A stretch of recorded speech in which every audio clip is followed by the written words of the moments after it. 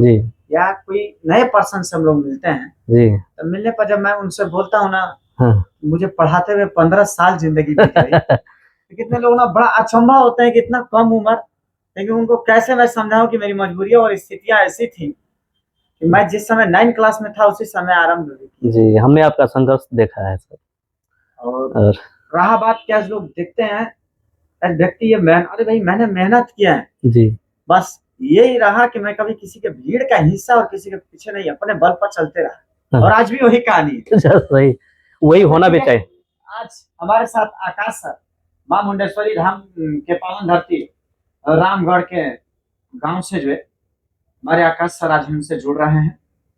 और एक बहुत ही मतलब कहा जाए एकदम, कहा सकता है तो ना कि एक लाफिंग, हंसता खेलता एकदम इंसान है।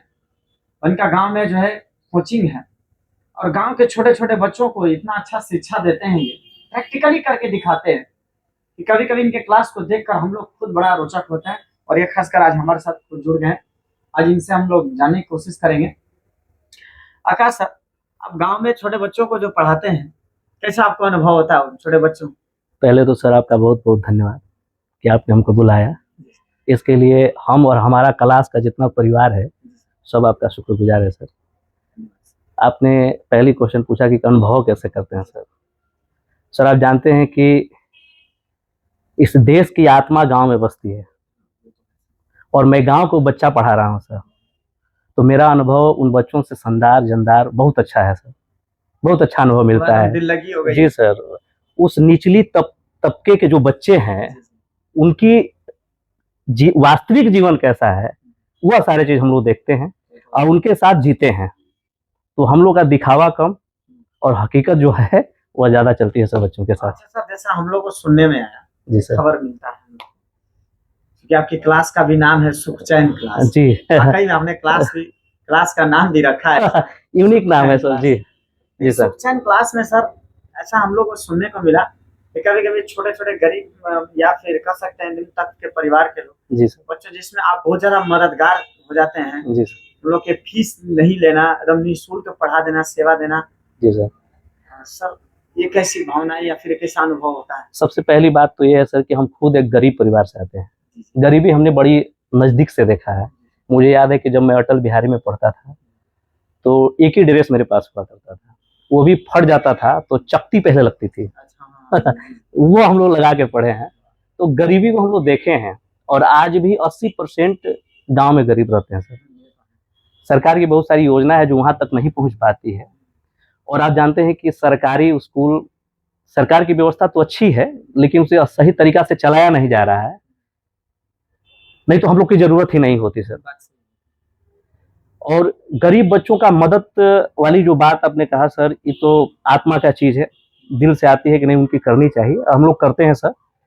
और बहुत सारे बच्चों को जिनके पास पैसा नहीं है, हम लोग खुद किताब का पैसा, कॉपी का पैसा मदद करते हैं। और सरस्वती का दिया हुई बुद्धि है उसी का खा रहे हैं, उन्हीं पर लगा रहे हैं, तो मुझे बहुत अच्छा लगता है सर ये काम करने में।